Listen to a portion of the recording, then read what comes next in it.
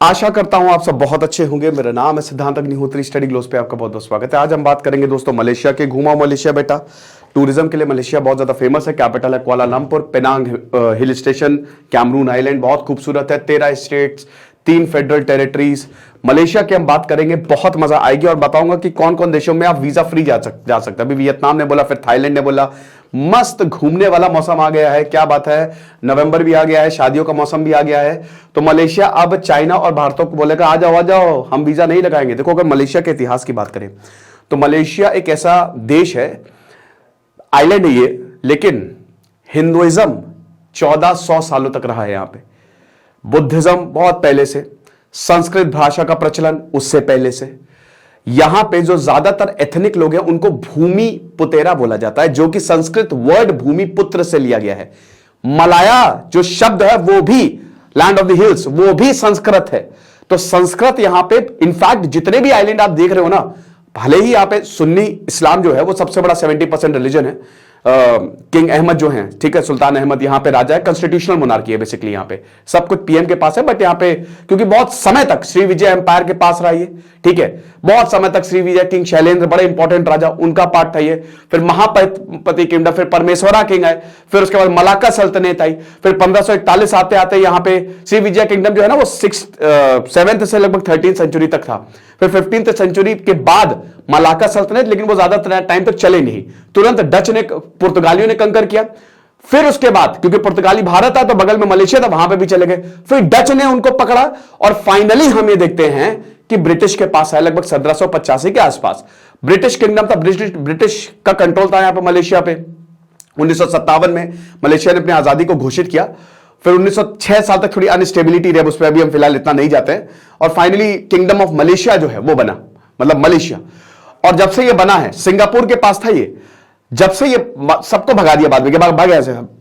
जब से ये बना है तब से ये इतनी तेजी से ग्रो हो रहा है। 1980 के बाद से इसकी इकोनॉमी लगातार ग्रो ही होती जा रही है। बड़ी बड़ी कंपनीज यहां पे अपना हब डाल रही हैं।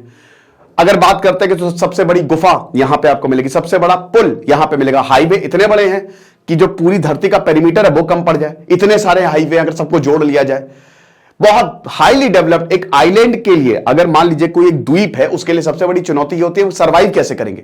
बट मलेशिया के साथ ऐसी कोई चुनौती नहीं है। यहां के लोग बहुत हार्ड वर्किंग होते हैं।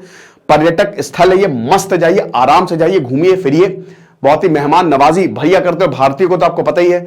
सबसे बड़ी बात है यहाँ पे शॉपिंग के लिए खूब जाते हैं लोग। आपको इतने सारे मॉल्स मिलेंगे, इतने सारे मॉल्स मिलेंगे कि क्या बताए। सांपों का भी, बहुत सारे सांपों की प्रजाति मिलेंगी आपको यहाँ पे, ठीक है, ढेरों सांपों की प्रजाति मिलेगी। तो और यहां पे जो बड़ी बड़ी कंपनीज के जो प्रोडक्ट है ना बहुत ही कम दामों पे मिल जाते हैं। तो कहते हैं ना कि मालदीव और मलेशिया ये डेस्टिनेशन होती हैं। मूवीज के बड़े शौकीन हैं। 250 के करीब थिएटर्स आपको अकेले कुआलालंपुर में मिलेंगे। बहुत पिक्चरें यहां पे बनती हैं, वेब सीरीज बनती हैं। लेकिन अब लिमिटलेस लीडरशिप का कोर्स भी आपको लेना ही है। 1 दिसंबर से क्लास शुरू होगी, आपको बहुत ज्यादा फायदा होगा। फटाक से 300 रुपए का खाली ये कोर्स है। तो मलेशिया जो है फाइनली, ये मैंने आपको एक मलेशिया के बारे में फैक्ट्स बता दिए कुछ। भारत और चाइना के अगेन आ जाओ 1 दिसंबर से यहां के जो प्राइम मिनिस्टर है अनवर इब्राहिम, वो ये कह रहे हैं कि 1 दिसंबर से हम वीजा फ्री एंट्री कराने वाले हैं इंडिया और चाइनीज नेशनल्स के लिए। लगभग 1 महीने का ये वीजा फ्री प्रोग्राम रहेगा। ऐसे ही कुछ प्रोग्राम आपने वियतनाम और थाईलैंड में भी देखने को मिलता है। थाईलैंड में तो मई तक है, ठीक है, मई तक। वियतनाम में भी यही हुआ है। तो बहुत सारे ऐसे देश है, देखिए आपको पता है ना कि आप कहीं पे भी किसी भी देश में अगर आप जाते हो तो सबसे पहले तो आपको पासपोर्ट बनवाना पड़ेगा। पासपोर्ट के बाद दूसरी सबसे इंपॉर्टेंट चीज होती है वीजा। बहुत तरीके के वीजा, टूरिज्म वीजा होता है, मेडिकल वीजा होता है, स्टूडेंट वीजा होता है, बिजनेस वीजा होता है, ढेरों वीजा होते हैं। किसके लिए आपको जाना है, आप अप्लाई करिए, कितने दिन के लिए जाना है, आप एम्बेसी में जाएंगे, वहां से सवाल जवाब पूछे जाएंगे। तो लंबा प्रोसेस होता है ये। वीजा फ्री बहुत बढ़िया होता है कि आपको वीजा नहीं लगेगा, ठीक है। आप विदाउट ऑन अराइवल वीजा, कि जस्ट जैसे ही एयरपोर्ट पे आपको वहीं पे ही वीजा दे दिया जाएगा। तो ये इंडिया के लिए है, हर देश में नहीं, कुछ देशों के लिए भी मैं आपको लिस्ट दे दूंगा। तो ये है मलेशिया आपका, ठीक है। थाईलैंड, ब्रुनेई, ये सब मैरीटाइम बॉर्डर है। इधर इंडोनेशिया है, ये सिंगापुर है। इधर चले जाओ तो ये साउथ चाइना सी है। तो साउथ चाइना सी में आपको पता ही है कि ये जो 9-9 है, चाइना कहता है उधर का सब हमारा है, तो प्रॉब्लम है। और ये काफी, देखिए ये 3 हैं, ठीक है, आइलैंड्स है, छोटे छोटे आइलैंड्स।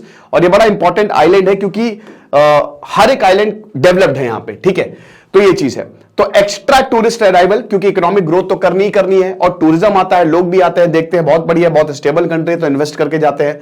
बड़ी बड़ी कंपनीज ने अपने ऑफिसेज यही बना रखे हैं, अपनी फैक्ट्रीज यही बना रखी है, बहुत अच्छे लॉज भी हैं। बिजनेस फ्रेंडली लॉ है और इसलिए बढ़िया है, अच्छा है, ठीक है। तो कोविड के बाद बंद हुआ, खुला तो इतना टूरिज्म हमको देखने को नहीं मिला। हमने देखा कि इंट्रा टूरिज्म ज्यादा बड़ा है, ठीक है, मतलब भारत के अंदर जो है लोगों ने ज्यादा घूमना शुरू किया है। तो यहां पे जो वियतनाम के अभी minister culture sports and tourism है, उन्होंने भी बोला कि हम शॉर्ट टर्म वीजा वेवर जो है वो चाइना और भारत को देंगे ताकि हम इकोनॉमी को रिकवर कर सके। ये है यहां पे वीजा फ्री एंट्री है। एक तो मलेशिया है, अभी थाईलैंड मई तक है, थाईलैंड में हैती है, जमैका जो कि वेस्ट इंडीज में है, श्रीलंका में आप वीजा फ्री जा सकते हैं, कुक आइलैंड, फिजी, माइक्रोनेशिया, न्यू वेनिताओ, Oman, Qatar, Barbados, British Virgin Island, Dominica, Grenada, Bhutan तो बगल में ही है, भूटान तो आप 170 किलोमीटर दूर है उत्तराखंड से, मतलब वहां जो आखिरी गांव में भूल गया, ठीक है। तो वहां तो आप रोड से भी जा सकते हैं, भूटान नेपाल तो कोई दिक्कत नहीं, नेपाल तो वहां तो कोई ये दिक्कत नहीं है।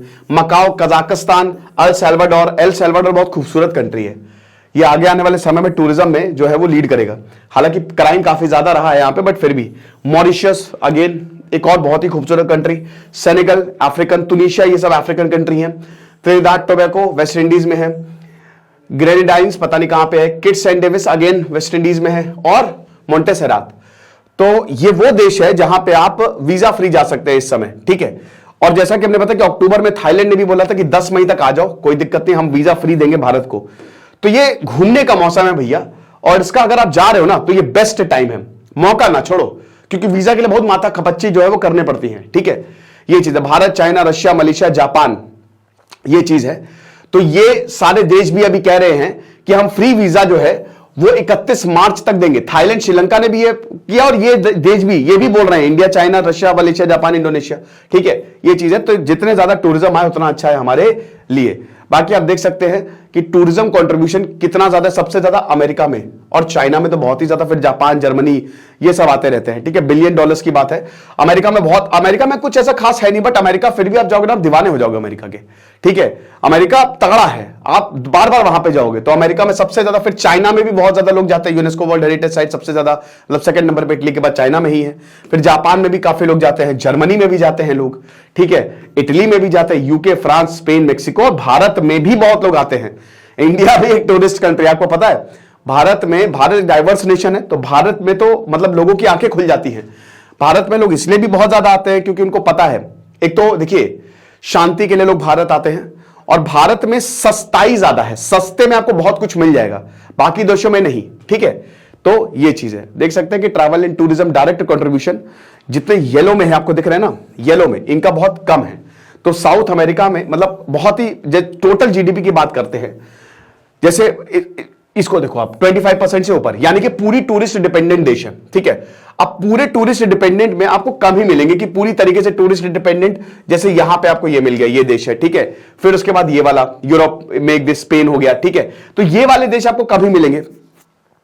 फिर उसके बाद 15 से 25% की भी बात करें तो भी ठीक, मतलब अगर इस ब्रैकेट में भी आप देखोगे, ठीक है, 10 से 15%, तो अगेन मेक्सिको में भी टूरिज्म आता है, ऐसी बात नहीं है, ठीक है, यहां पे भी, ठीक है। फिर ये तुनिशिया हो गया, ये इजिप्ट हो गया, यहां पे भी अच्छा खासा टूरिज्म आता है।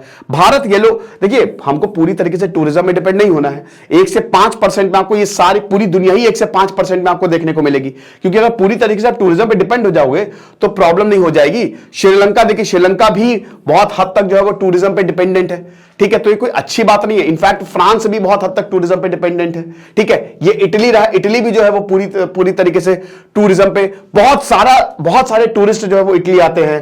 तो you know that's not good, ठीक है। तो ये मलेशिया हो गया, तो ये सारी चीजें बढ़िया है, ठीक है।